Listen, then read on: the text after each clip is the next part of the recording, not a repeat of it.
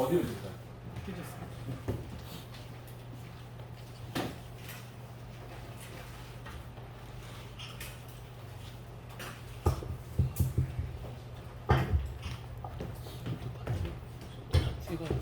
설계도 7주 걸로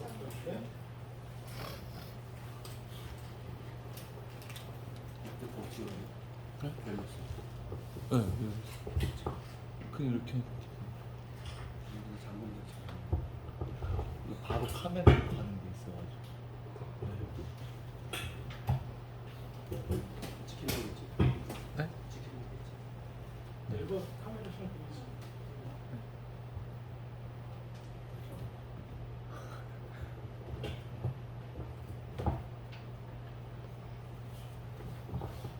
잠깐 기다렸습니다. 하나님 감사합니다. 이곳에 오셔서 더욱더 우리의 길을 열어주시옵소서.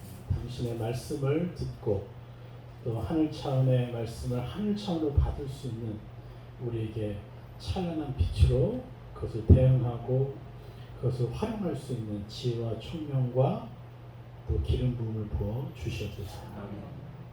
또 아버지의 말씀을 대화하는 저에게 주님의 온전함과 또 주님의 그 놀라운 사랑과 긍휼이 풍성이 넘치도록 또 지혜와 총명이 넘치도록 기름 부어 주시옵소서.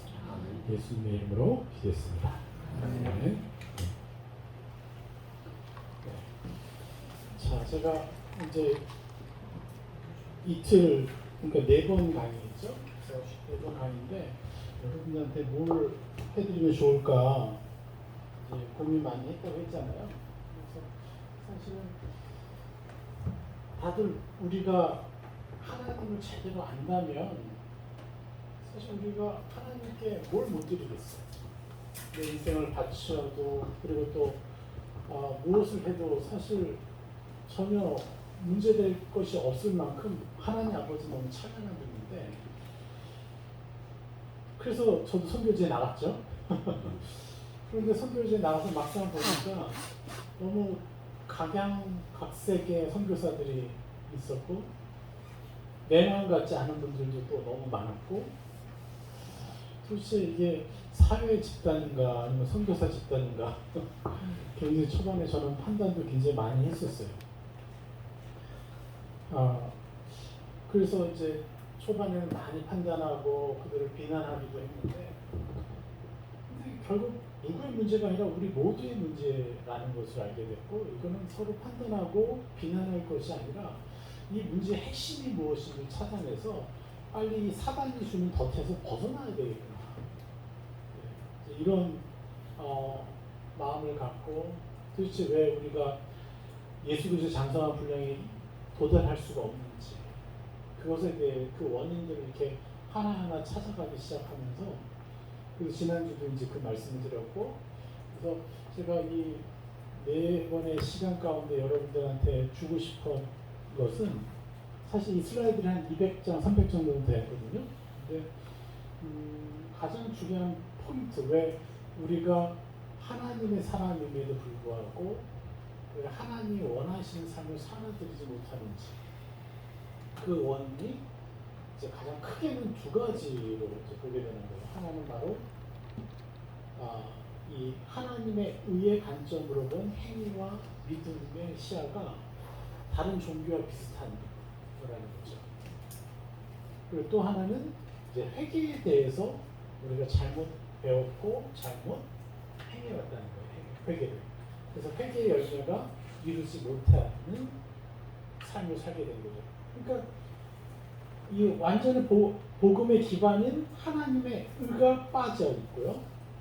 또 회개가 다른 종교들이 행하는 회개랑 똑같은 수준의 회개가 있으니까 우리 놀라운 하나님의 은혜로 우리가 의인되었음에도 불구하고 저절로 거기 배제된 돼버리죠. 그럼 뭐가 돼요? 그럼 다른 종교가 되버려요. 그래서 그들의 은하, 나의 은하, 그들의 행위나 나의 행위나 별 차이 없게 되는 것을 이렇게 알게 된 것이죠. 그래서 이번 시간은 완전한 복음, 하나님의 의의 관점으로 행위 그리고 믿음을 이제 하고 또 이제 한 시간 남은 것은 적으려 하겠습니다. 그 참 회개가 무엇인지. 그래서 이 두 가지만 우리가 교정을 하면 그동안 왜 우리가 참 회개의 삶을 살았음에도 불구하고 회개의 열매를 이제 얻지 못했는가. 그러니까 회개의 열매가 맺지 못하지만 뭐가 돼요? 성화가 안 되는 거죠. 그럼 다른 종교들이 우리를 우습게 보는 거죠. 또 그렇게 참 성화가 되는 부분에 또 하나님 말씀, 하늘 차원의 말씀으로 나아가야 되는데 왜 그것이 불가능해지느냐? 바로 하나님의 의에 대해서, 의의 관점으로 본 행위에 대해서 우리가 잘못 해석하고 있었던 거죠. 로마서 1장 17절에 뭐라고 합니까?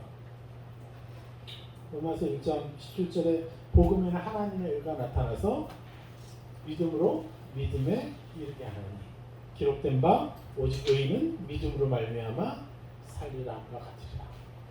우리 너무 잘 아시는 말씀이죠. 다시 한번 살펴볼까요? 복음에는 하나님의 의가 나타나서 믿음으로 믿음에 이르게 하나니 기록된 바 오직 의인은 믿음으로 말미암아 살리라함과 같으리라. 근데 이 말씀이 너무 난해한 거예요. 사실. 네. 왜냐하면 믿음으로 어떤 믿음에 이른다는 거예요.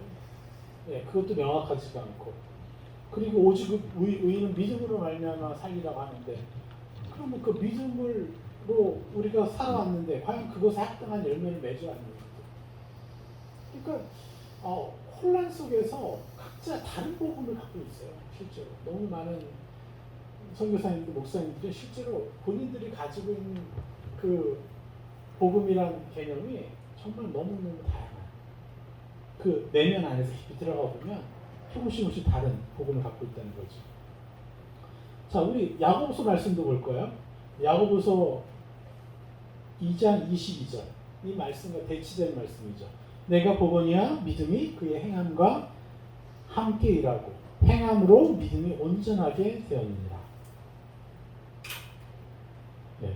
그리고 24절에 이로 보건대 사람이 행함으로 의롭다 하심을 받고 믿음으로만은 아니라. 네. 이게 완전히 어떻게 돼요? 다른 말씀처럼 이제 들리게 되는 것이죠. 근데 이 말씀이 우리가 해결이 안 되면은 그만큼 우리의 그 신앙과 우리의 헌신도요 방황을 하게 돼 있습니다. 저는 그 방황을 한 10여 년 한 것 같아요. 그리고 역시나 그 방황 가운데 제가 바라보고 제가 함께했던 사역자들의 삶을 보게 됐고 또 목사님들의 삶을 보면서 도저히 저들의 삶이 예수 그리스도의 장성을 불려면 나아가지 못하는 그 이유들이 너무 훤히 밝혀지는데 그 원인이 이 두 말씀에 대치되는 것. 서로 반대되는 말씀이 해결이 안 됐기 때문에 이분들이 때로는 믿음으로 때로는 행함으로 근데 행함으로 간다는 건 뭐가 되는 거죠? 자기 의로 가는 거죠. 그래서 이게 기독교인 것 같으면서 기독교가 아닌 것 같고 애매한 종교 생활을 하면서 헌신을 하는 그리스도인들이 99.9%라고 봐야 되겠죠. 이 문제를 해결해야만 우리는 생각보다 훨씬 더 쉽게 정말 하나님의 의에 이룰 수가 있게 되는 거죠. 그래서 제가 사실 고민을 했어요. 원래 요것만 가지고도 한 3시간 정도 해야 되는 강의인데 그래서 이걸 어떻게 짧은 시간에 해드려야 되나 그래서 잠깐 좀 고민하고 기도했는데 주님의 은혜가 필요합니다. 자, 보겠습니다.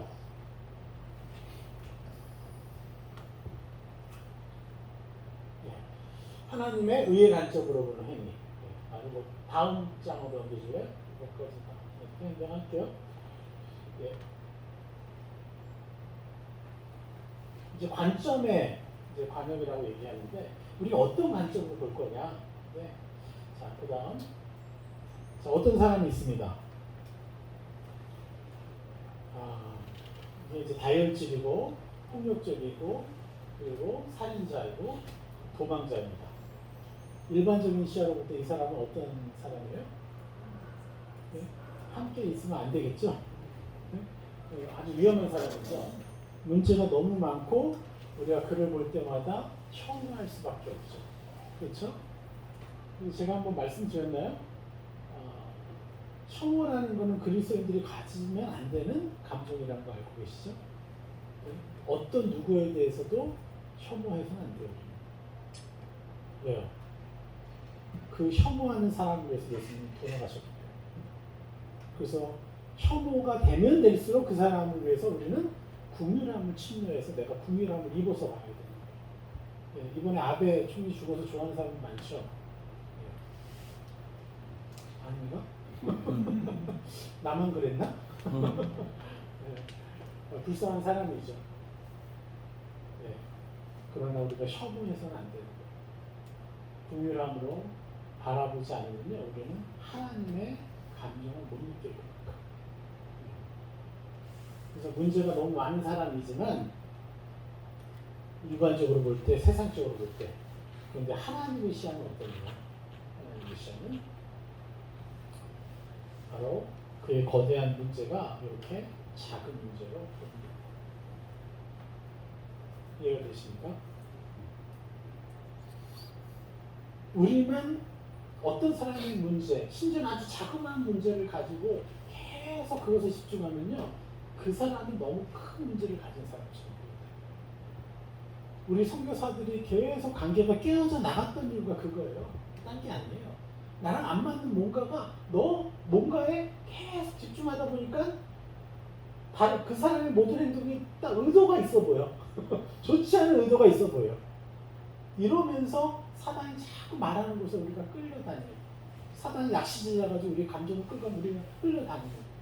그래서 그 처음에 좋았던 관계가 깨져나가고 거룩이 깨져나가고 이렇게 하니까 어떻게 해요? 선교사역이 제대로 일어나겠습니다. 그러면서 거룩을 잃어버리게 되죠. 나는 저 사람처럼 저 사람 너무 정직하지 않아요. 어떤 사람 이상해, 선교사가. 지난번에 예전에 중국 대회를 했었는데요. 이런 얘기를 하더라고요. 어떤 선교사님 나오셔가지고요. 예, 중국에 되게 많이 사우나가 생겼다네요, 한국식. 근데 자기는 안 간다는 거예요. 그 말은 무슨 말인지 아십니까? 너무 많은 선교사들이 사우나 다닌다 이거예요. 그건 자기는 안 다닌다는 거예요. 예, 그게 거룩한 겁니까? 속으로 판단하고 있어요. 그럼 그 죄짓는 사람에 비해서 그 판단하는 자기도 사실은 어디에 묶여 있다는 거예요. 사우나가 뭐 있는지 잘 모르죠? 막 태페 마사지도 하고 막 그래요. 그러니까 얼마나 많은 선교사들이 음란에 빠져서 이렇게 당하는지. 그걸 자기는 안 한다고 얘기하는 거죠. 그래서 참 거기가 그렇구나. 근데 여러분 그렇게 하지 않는다고 해서 제가 깨끗한 게 아니라고 했잖아요. 그 사람을 판단하고 있는 것만으로도 나는 이미 어둠에 묶여 있어서 그 사람들만큼 어둠에 강하게 지배받지는 않아도 나도 지배받고 있는 거예요. 그거를 기억하셔야 돼요. 그래서 우리는 결코 어떤 누구를 판단하지 않고 판단하지 않기 위해서 뭘 해요? 분별을 해야 된다고 말씀드렸는데 판단과 분별의 한 끗 차이가 있어요. 그게 뭘까요? 그 사람에게 새 사람을 입혀주는 거예요. 그 사람의 좋지 않은 행위에 대해서 내가 그걸 벗겨주고 새 사람을 그들에게 입혀줄 때 나는 여기서 판단의 늪에서 벗어나 분별의 행위로 맞추는 거예요. 그럼 축복인 거죠. 그렇게 하지 않으면요, 내가 누군가를 판단했던 것들이 내 무의식에 다 쌓여가지고요, 어느 날 나를 지배하기 시작해요. 이거를 반드시 기억하셔야 돼요. 그래서 제가 여러분들 선교지에 갔을 때 행해야 될 가장 첫 번째 중요한 이제 숙제가 있는데 그게 바로 맨페이지를 쓰는 것이죠. 그래서 이 맨페이지는 제가 아마 이번 주 주일날 제가 설교를 할 겁니다. 저 유튜브를 한번 들어오셔서 나중에 보십시오. 왜 우리가 맨페이지를 써야 되는지 판단하지 않고 축복하기 위해서 나를 보호해주고 그 어둠에 묶여있는 그 선교사님들을 더 회복시키는, 물론 뭐 무조건 어둠에 묶여있다는 얘기가 아니죠. 강점이 있는 대신에 단점도 있다는 거예요. 모든 사람이. 그렇죠? 저도 강점이 있고 저도 단점이 있어요. 그러면 강점 칭찬해. 근데 단점을 판단해. 이렇게 되면 어떻게 돼요? 같이 어디에 묶인다는 거죠. 이게 이제 거룩의 기준이 돼야 돼요. 이거는 이제 나중에 한번 들어보시고요. 자, 하나님의 시야가 어때요? 이렇게 거대했던 그의 문제가 하나님의 시야에는 작은 문제가 됐어요. 이걸 가지고 하나님은 뭐라고 하시냐면 그저 그 사람의 표면적인 행위일 뿐이다. 그에게서 드러나고 있는 너무나 많은 문제, 혐오스럽게 보이는 수많은 문제임에도 불구하고 하나님의 눈에는 그냥 표면적인 행위로밖에 안 보인다. 자, 여기서 아까 말씀드렸죠. 이로 보건대 사람의 행함으로 의롭다 하심을 받고 믿음으로만은 아니다. 그리고 또 22절 내가 보거니와 믿음이 그의 행함과 함께 일하고 행함으로 믿음이 온전하게 되었느니라. 믿음이 뭐와 함께 일한다는 거예요? 그의 행함과 함께 일한다는 거예요.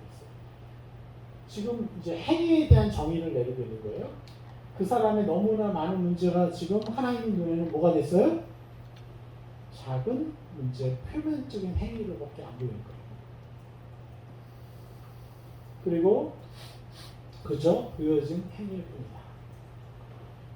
그런데 하나님은 행위를 어떻게 보시냐? 행위를 전체로 보시는 거예요.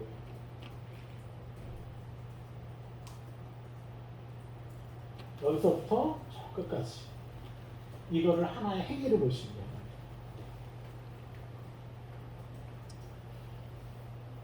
이게 뭐죠? 애플이 위해서 조금 깨지는구나. 자, 내적인 행위.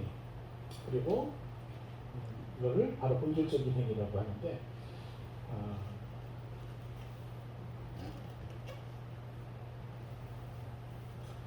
우리가 뭔가를 해요. 이 사람이 다혈질이고 뭘 어떤 문제가 터졌어요. 그런데 그것을 행하기 전까지 이 사람은 무슨 일이 있었을까요? 가령 내가 누군가에 화를 냈어요. 화를 냈는데 그 화를 내기까지 그 사람은 몇 시간을 참았을까요? 그 내면에서. 이번 주에 제가 상담한 자녀가 있는데 셀을 했는데 2주 동안 쌓였던 이 문제, 자기 남동생 가정에 대한 이 분노가 엄청나게 쌓여가지고 전화로 한바탕 하려다가 이러면 제대로 보복을 못하지, 만나서 할 거야 하고 2주 동안 꼭 참았다가 지난주 금요일날 저희가 셀을 하려고 가는데 오늘 못하겠다는 거예요. 이런저런 일이 있어요. 그래서 안 되겠구나. 그냥 저희는 그런 사실도 모르고 갔죠. 가서 이제 기도라도 해줘야 되겠구나 해서 이렇게 쭉 기도하는데 그 문제가 나온 거예요. 이 오늘 저녁에 자기 남동생 가정이랑 한바탕 하러 간다는 거예요. 그래서 그 남동생의 어떤 그 문제들, 표면적인 행위죠. 쫙 적었어요. 그리고 그것을 벗겨주는 기도문을 만들어줬어요. 내 남동생은 그렇게 물건 아무 데나 방치해두지 않는 아들입니다. 그리고 자기 어머니 댁에 놀러 가가지고 완전 쓰레기로 만들어 놓고 가는 거야. 근데 치우지도 않아, 며느리도. 그러니까 얼마나 열받겠어요? 그런 것들을 다 적어놓고 그러지 않는 가정이라고 이렇게 선포했어요. 선포는. 그리고 그에 반대되는 세 사람의 형상을 쓰고 계속 선포를 하니까 그날 저녁에 가서 자기 남동생을 화해를 했어요. 싸우질 않고. 그런데 더 놀라운 사실은 뭡니까? 이렇게 하다 보니까 빛이 들어왔을 거 아니에요? 그러니까 이 자매가 나도 잘못한 것이 보인다는 거예요. 자기 안에. 그래서 자기의 문제를 적기 시작합니다. 이게 어제까지 열매였어요. 자, 보십시오. 이 자매는 폭발할 거예요. 폭발하는데 얼마 동안 이게 축적이 됐어요. 2주 동안 축적이 됐어요. 근데 알고 봤더니 결혼하려고 할 때 남동생이 시댁하고 이렇게 뭐하죠? 서로 상견례 하는 데를 자기를 안 불렀어. 그것까지 저쪽 저 구석에 있는 거야 또. 이해하세요? 그래가지고 막 극계까지 막 올라오는 거예요. 그런데 더 큰 문제가 있어요. 이 자매는 이 문제가 있어요. 이게 뭔지 아세요? 가계의 저주. 아버지랑 똑같이 닮았어. 다혈질이에요. 분노 조절 장애야, 이 자매가.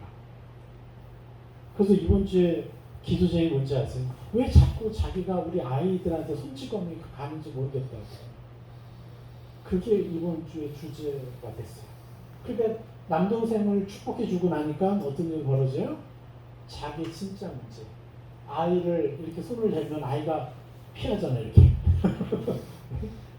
그게 이제 손이 뭐예요? 무기라는 것을 아이들은 인식하니까 가는 거잖아요.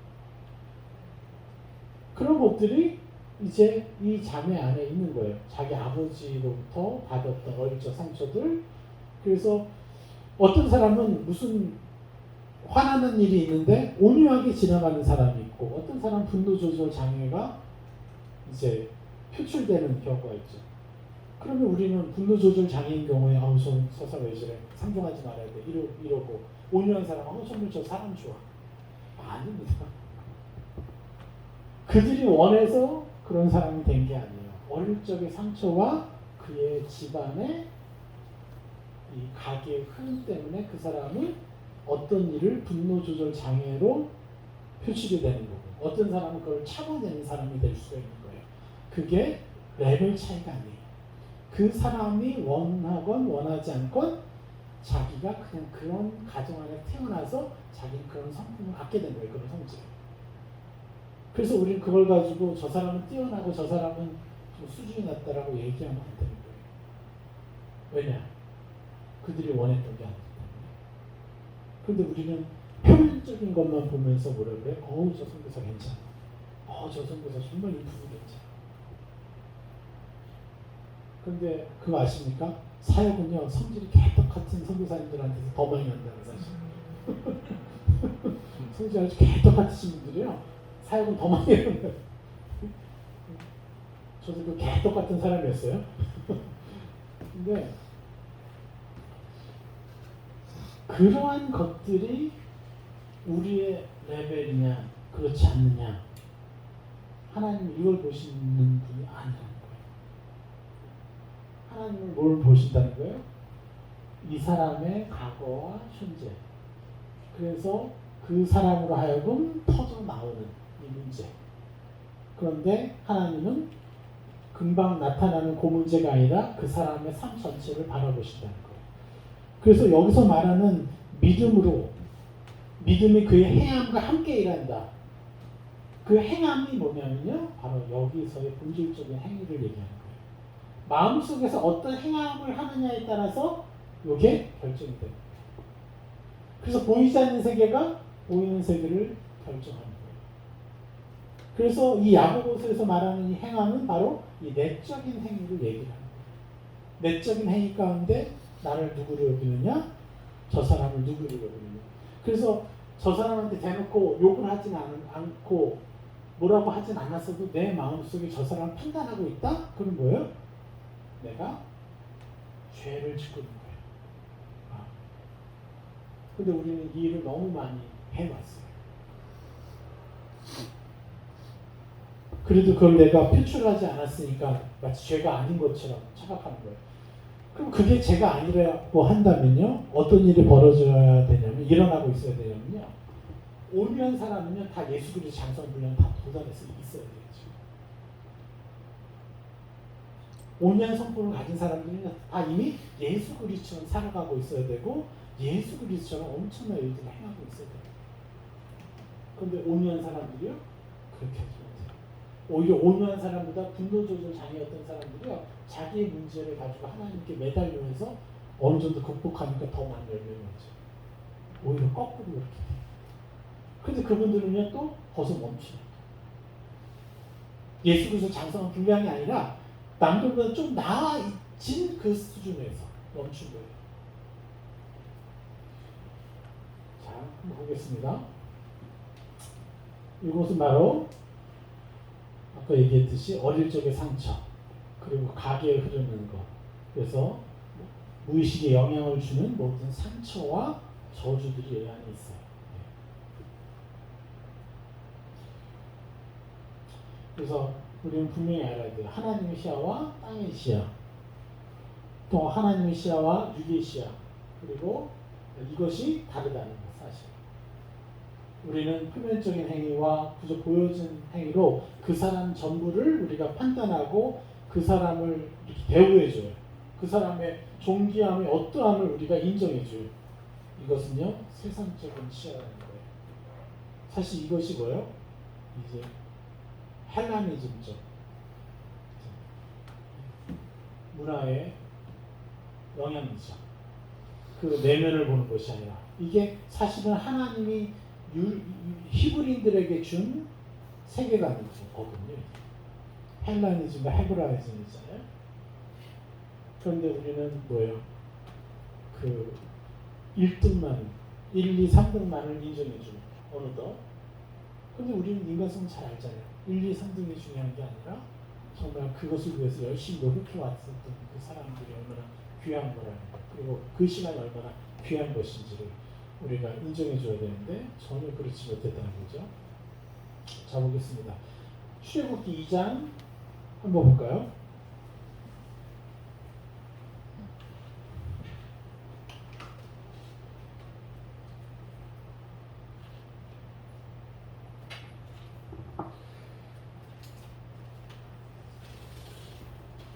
출애굽기 2장 11절. 모세가 장성한 후에 한 번은 자기 형제들에게 나가서 그들이 고되게 노동하는 것을 보더니 어떤 애굽 사람이 한 히브리 사람 곧 자기 형제 치는 것을 본지라 좌우를 살펴 사람이 없음을 보고 그 애굽 사람을 쳐 죽여 모래 속에 감추니라.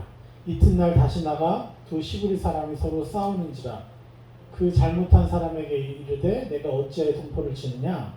그가 이르되 누가 너를 우리를 다스리는 자와 재판관으로 삼았느냐. 내가 애굽 사람 죽인 것처럼 나도 죽이려느냐. 모세가 두려워하여 이르되 이제 탈로 되었도다.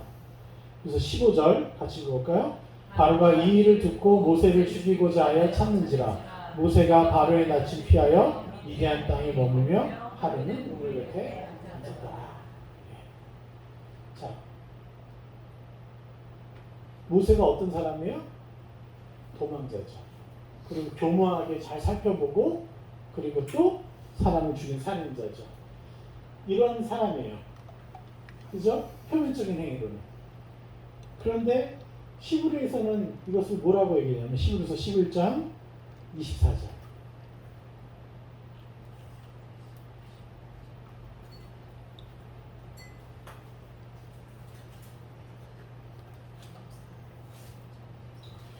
히브리서 11장 24절 11장 24절 같이 읽겠습니다. 믿음으로 모세는 장성하여 바로의 공주의 아들이라 칭함받기를 거절하고 25절 도리어 하나님의 백성과 함께 고난받기를 잠시 제약의 낙을 누리는 것보다 더 좋아하고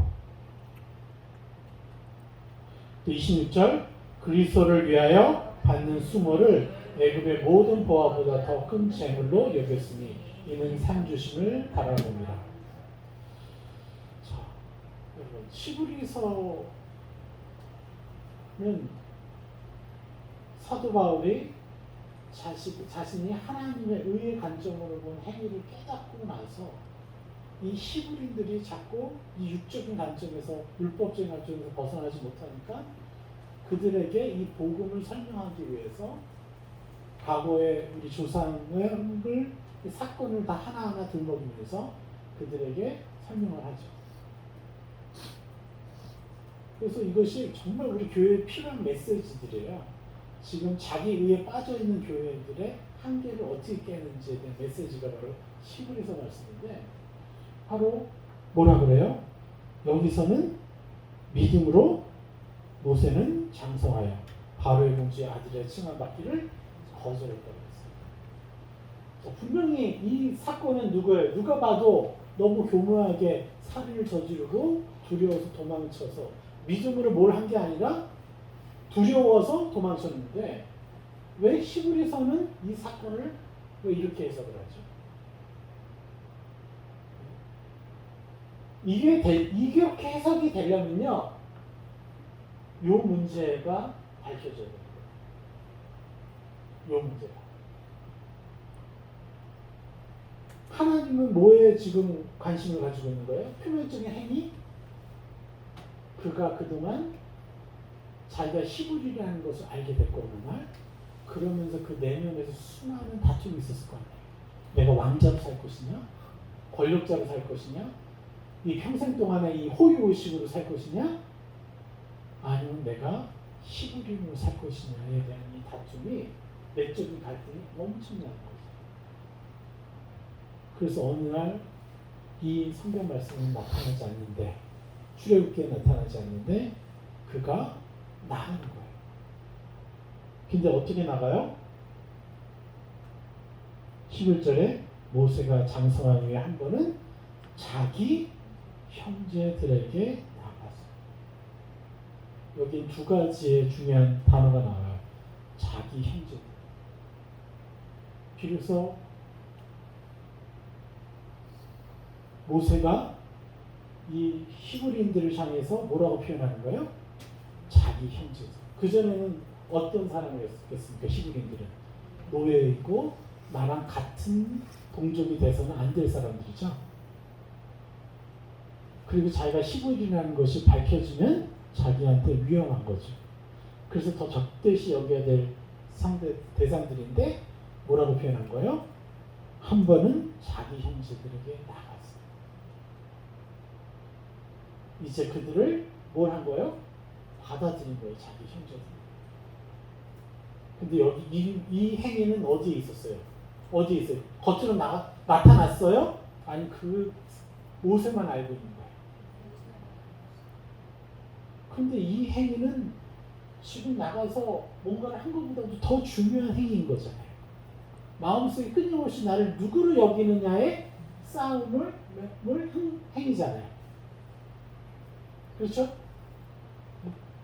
너무너무 중요한, 마음속에 나를 누구로 여기느냐, 그리고 저들을 나의 형제로 받아들이느냐의 싸움을, 믿음의 행위를 여기서 한 거죠. 행위지. 이게 바로 뭐예요? 내적인 행위, 본질적인 행위인 거예요. 그 결과가 뭐예요? 어떤 애굽 사람이 한 히브리 사람과 자기 형제 치는 것을 본지라. 자기 형제를 친 것을 봤으면 그래 하고 넘어가면 되는 거잖아요. 근데 이 사람에게 뭐가 나타났어요? 분노가 일어났어요. 왜요? 자기 형제가 당하니까. 그럼 벌써 뭐가 나타나는 거예요? 이 사람의 내적인 행위 가운데 자기를 히브리로 받아들이고 바로의 공주의 아들됨을 포기하기로 결단한 그 사람의 마음의 태도가 있는 거죠.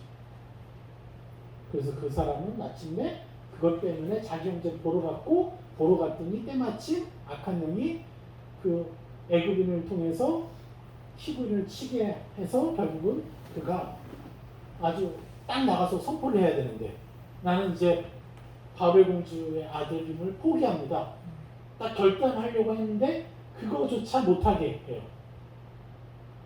그리고 어찌어찌 하다가 살인자가 돼서 도망쳤어. 분노 조절당했기 때문에.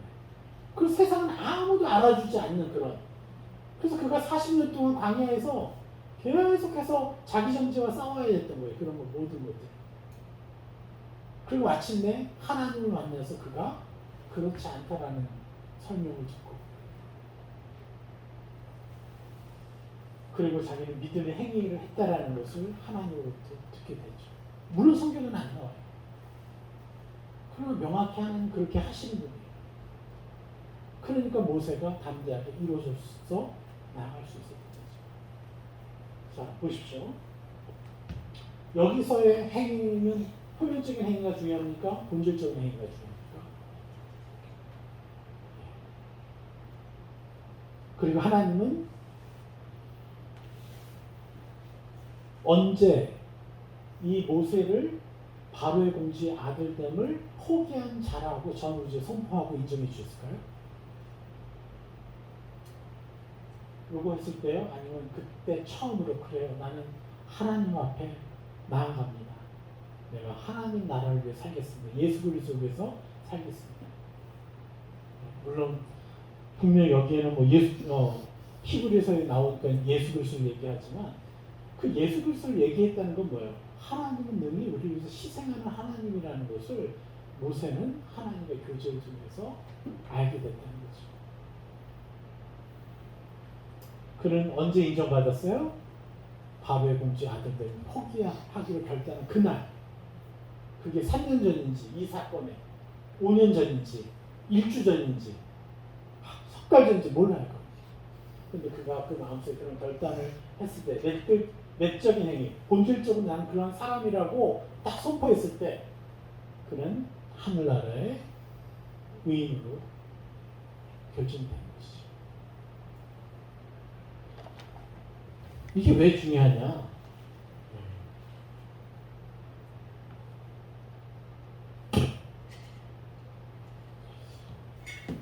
다른 설명이 되면 좀 그런가요? 너무 시간이 짧아가지고 제가 이거 어떻게 할까 이제 고민하다가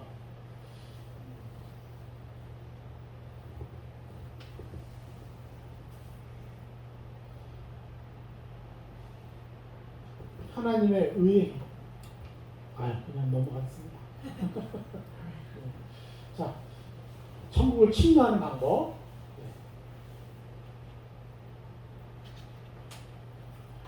어떤 사람이 되고 싶은가? 나는 어떤 상태인가? 아무튼 우리들이 각자 자신의 연약함이 있죠. 종류가 다르지만 이제 하나님의 시야로는 이게 굉장히 작아요. 그런데 우리 부모들이 가장 많이 저지르는 실수가 뭐예요? 아이들이 그런 모습을 가지고 교정하느라고 자꾸 잔소리를 해요. 그럼 그 잔소리가 뭐가 된다고 그랬죠? 바로 옛사람을 입히는 행위라고 했죠. 잔소리. 너는 그런 애야. 넌 게으른 자야. 너 왜 이렇게 빨리 안 일어나? 그러면 넌 게으른 아이야. 라고 옛사람을 입히는 행위가 되는 거죠. 우리는 그게 사랑인 줄 알았어요. 진짜. 왜 자꾸 엄마를 봐. 우리는 다 그랬어요. 그래서 왜냐면 그렇게 사랑인 줄 알았으니까. 우리 욕하지 않은 게 아니라 우리 서로를 우리가 왜 악에게 왜 당했는지 알고 왜 우리가 이렇게 빨리 성화되지 못하는 원인을 얘기하는 거지. 그래서 지금부터 우리가 이대로 하면 돼요. 근데 하나님의 시야는 어떻게 해요? 그들의 문제는 그냥 요거에 작은 문제일 뿐이라는 거예요. 표면적인 행위고 문제일 뿐이라는 거예요. 그저 보여진 행위고 옛사람이고 죽은 자일 뿐이라는 거예요. 그렇죠? 얘가 맨날 늦게 일어나는데 죽은 자예요. 근데 죽은 자가 그 아이를 지배하고 있을 뿐이에요. 그래서 나는 뭘 해주는데요? 얘를 거절해주고 그에게 자꾸 새 사람을 입혀줘야 되는 거예요. 그래서 하나님의 시야 안에 우리가 들어가서 본질적인 행위를 선택하는 거죠. 그러니까 본질적인 이 행위라는 거, 믿음에서 믿음으로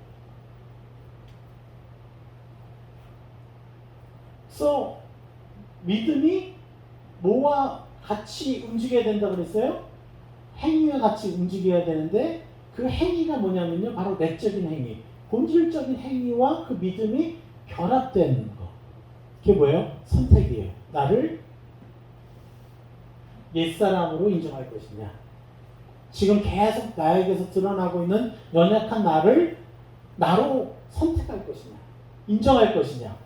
아니면 내가 바뀌고 싶은 본질적으로 하나님의 의로 내가 의인되었고 나는 새 사람만 입으면 되는 신분인데 그 신분을 내가 여기서 내적인 행위로 선택하고 나에게 입혀야 되는데 우리는 계속 뭘 해요? 나의 연약함에 집중하고 상대방의 연약함에 집중해서 표면적인 행위에 계속 1년, 10년, 30년, 40년을 묶여 산다는 거예요. 그 습관 하나가 바뀌는데도 수십 년이 걸려요. 이해가 되시나요? 이 표면적인 행위에 우리가 묶여 있다는 거예요. 그런데 그 믿음이 행위와 결합된 그 믿음이 뭐냐? 그 행위. 바로 겉으로 내가 지금 뭔가를 하고 있는 행위가 아니라 내가 선택하고 싶은, 내가 원하는 그리고 예수 그리스도께서 이미 자기 십자가로 대신 사신 본질적인 자기 자신, 바로 예수 그리스도 장성한 분량이고 하나님의 찬란한 형상을 나라고 인정하는 행위. 요 행위가 바로 뭐예요? 실제로 믿음의 행위인 거죠. 그런데 우리는 이러한 믿음의 행위 없이 어떻게 해요? 표면적인 행위로 나의 의를 드러내려고 했어요. 그래서 봉사를 하고 헌신을 하고 뭘 해요? 그리고 그걸 했으면 자기는 의인 줄 알아요. 그런데 그 의는요, 뭐가 돼요? 나중에 교만으로 자기 의를 추구하는, 외적인 행위를 추구하는 그 삶은 결국은 교만으로 빠지게 돼요. 그 교만의 증거가 뭔지 아세요? 나는 이렇게 하는데 왜 너네들이 이렇게 못해? 라고 가르칩니다. 핀잔을 주는 거예요. 나 사실 금식을 몇 번 했는데 왜 너희들은 금식을 안 해? 이런 식으로 하는 거예요. 표면적인 행위에 묶여있는 자기 의에 의해서 교만을. 근데 본질적인 행위는 뭐예요? 나도 왜 음란한 생각을 하지 않는 사람이 됐고, 왜 판단하지 않는 사람이 됐어요? 내 능력이에요? 아니면 내가 그런 사람이라고 선택을 했어요. 선택했잖아요. 믿음의 행위로 하나님의 형상, 예수 그리스도의 형상을 나라고 계속 선포하니까, 내가 입으니까 내가 누군가를 판단하고 있을 때 구역질이 나서 하기 싫은 거예요. 그러니까 나도 이렇게 바뀌었는데 다른 사람 그렇게 하면 다 바뀔 거라는 거죠. 나의 노력이 아니라 예수 그리스도의 엄청난 그 희생의 결과로 나는 그 권세만 쓰는 거, 본질적인 행위, 이 선택, 내면의 선택, 믿음의 행위만 하면 나는 바뀐다. 그리고 내가 실제적으로 내가 이렇게 선택했어요. 나는 사람들을 혐오하지 않는 사람입니다라고 나는 선포를 했어요. 내가 새 사람을 입었어요. 예수님처럼 국민하게 바라보는 사람입니다. 그렇게 입었어요. 그런데 자꾸 누군가를 혐오하는 말을 쓰고 있어요. 그럼 나는 누구일까요? 나는 혐오하는 사람이에요? 혐오하지 않는 사람이에요? 겉으로 그렇죠. 근데 하늘에서는 뭐라고 할까요? 내가 한 번이라도 더 나는 더 이상 예수 그리스도 때문에 누구도 혐오하지 않는 사람입니다. 나는 예수 그리스도처럼 그 사람들을 긍휼히 여기는 사람입니다라고 믿음의 행위를 했다면 나는 여전히 겉의 습관과 중독은 이렇게 행하고 있을지라도 나는 누구예요? 혐오하지 않는 사람이 되는 거예요. 여러분은 여러분 자신을 믿으십니까? 예수 그리스도의 십자가를 믿으십니까?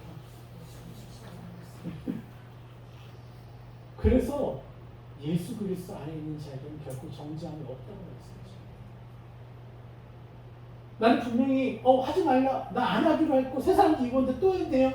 막 힘들어하는데 그거 씻는 것을 예수 그렇게 얘기하면 그 정죄다 그거. 너 이미 선포하고 입었지 않니? 너 그 사람이야. 실수할 수 있어. 괜찮아. 너 오랫동안 그렇게 묶였잖아. 맨날 누구 욕하면서 살았잖아. 근데 그게 어떻게 하루아침에 바뀌어? 제가 지금 알러지가 났어요. 너무 건조한 데에서 20년 살다가 한국에 들어오니까 알러지가 나는 거예요. 너무 간지러. 그래서 이제 병원도 찾아다니고 약국도 갔는데 그 한의사한테도 갔는데 다 하는 말이 뭔지 아세요? 왜 이렇게 효과가 없어요? 그러니까 아니 지금 아팠던 시간이 지금 몇 년인데 지금 그 몇 개월에 낫고 최소 6개월 이상은 먹어야 된다고 약도. 그래야지 된다고. 보십시오. 내가 평생을 누구를 판단하면서 살았던 사람이 하루아침에 판단해서 벗어날 수 있겠어요? 그거 중요한 거 뭔지 아세요? 내가 예수 그리스도의 이름으로 나는 더 이상 판단하지 않는 사람이 되었습니다라고 선포하면요, 그 시간부터 하나님이 나를 판단하지 않는 자라고 전 우주에 선포해줘요.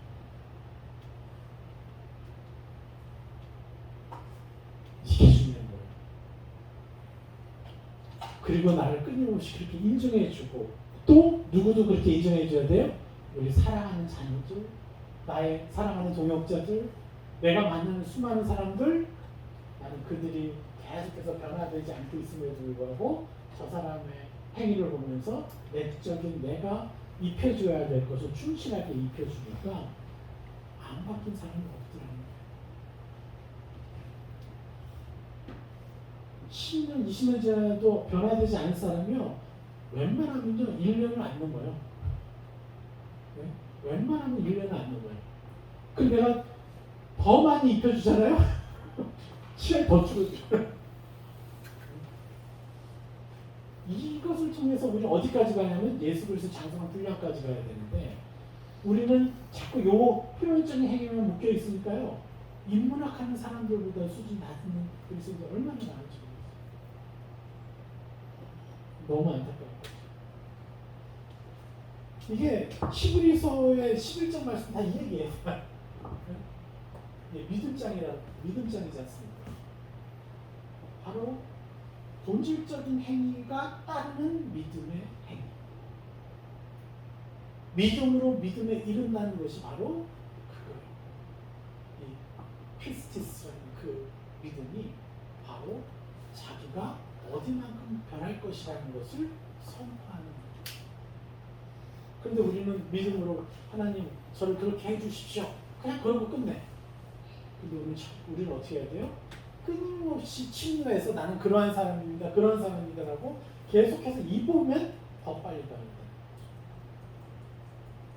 요것을 하면요, 여러분들 어떠한 관계의 묶임, 어떤 사역의 막힘 다 돌파해낼 수가 있어요. 근데 우리는 하다가 안 되니까 포기해버려요. 왜요? 자꾸 이것만 보기 때문에 습관이 표면적인 행위에만 이제 있으니까요.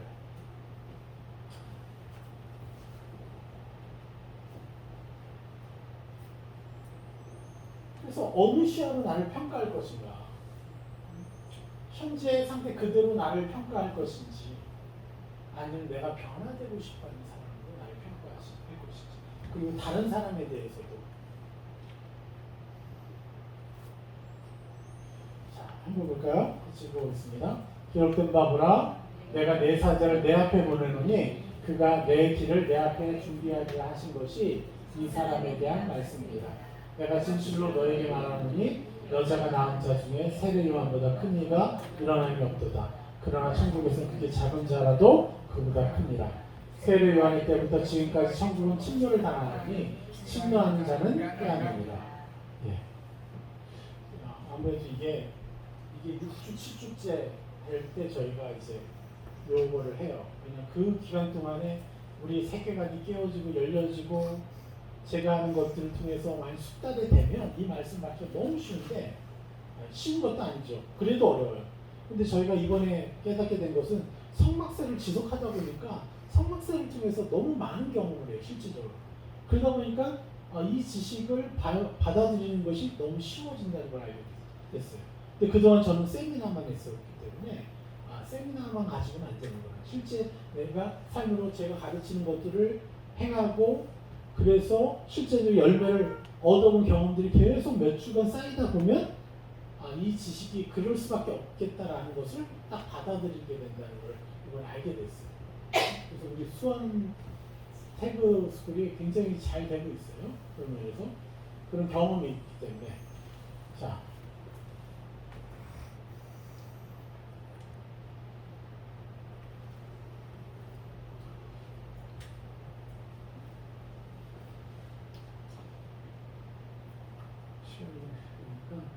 보세요.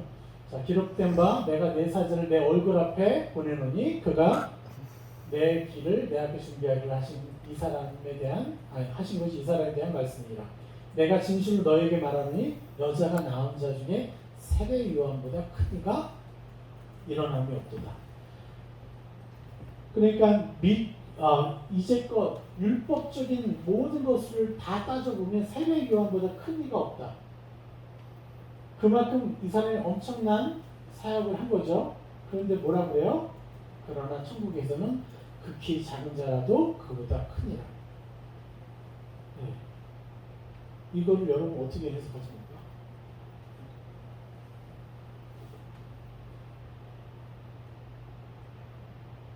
제가 이거 나중에 자세히 풀어놓은 거를 올려드릴게요. 거기 가서 보세요. 네.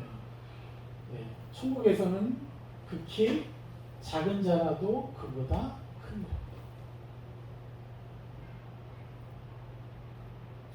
그러면 천국에 갈 사람이 진짜 손꼽힌 사람들만 갈 수 있는 건가요?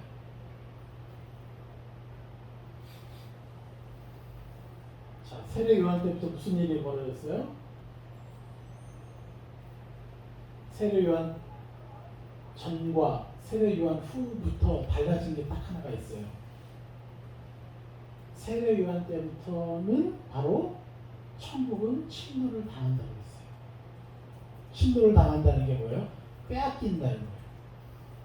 그래서 천국의 형상을 내가 마음껏 내 것이라고 주장질할 수 있게 됩니다. 이해가 됩니까? 그래서 그 전에는 행위로 자기의 의를 구했다면, 의를 증명했다면 이때부터는 어떻게 해요? 행하지 않았는데 천국의 형상을 빼앗아서 내 것이라고 인정하는 믿음의 행위. 이게 중요시 된 거예요. 그러니까 천국에서 지금이 작은 자라도 그보다 크다라는 건 뭐냐면 예수님 때문에 내가 구원받았습니다. 예수님 때문에 내가 의인입니다. 예수님 때문에 내가 이러한 새로운 형상을 내 것이라고 인정합니다 하는 그것이 생성되는 것입니다. 그러니까 어떻게 돼요? 천국에서는 극히 작은 자라도 그보다 큽니다. 바로 세례 요한의 의보다 더 큰 의를 취하는 시대가 됐다는 거죠. 요거는 이제 다른 설명들하고 같이 한번 쭉 나중에 저 태그스쿨에 올라오는 걸 들어보시면 될 겁니다.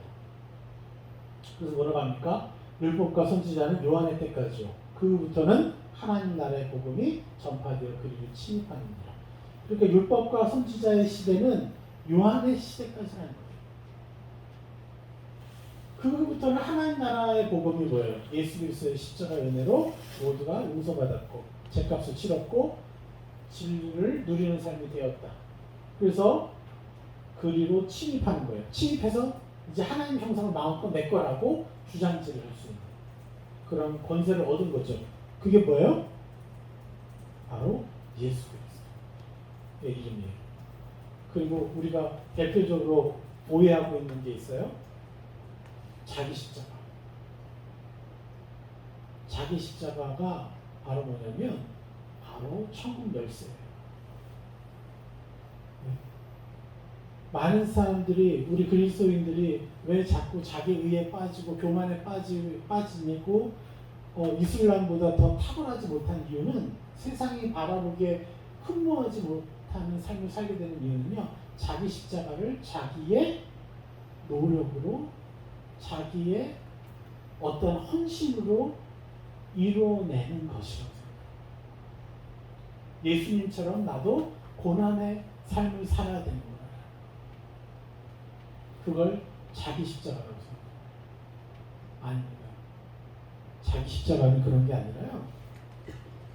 하나님 예수님이 이미 그 십자가를 짊어지심으로 얻은 그 십자가의 권세를 내가 사용하는 것이 자기 십자가예요. 그렇게 될 때 우리는 겸손해져요. 자기 십자가를 쓰면 쓸수록 겸손해지고 쓰면 쓸수록 우리가 성화가 돼요. 근데 그 자기 십자가가 자기 의가 돼버리잖아요. 계속 교만해져요. 어느 정도 의에 이루고 나서부터는 그 이상은 못 들어가요. 못 올라가요.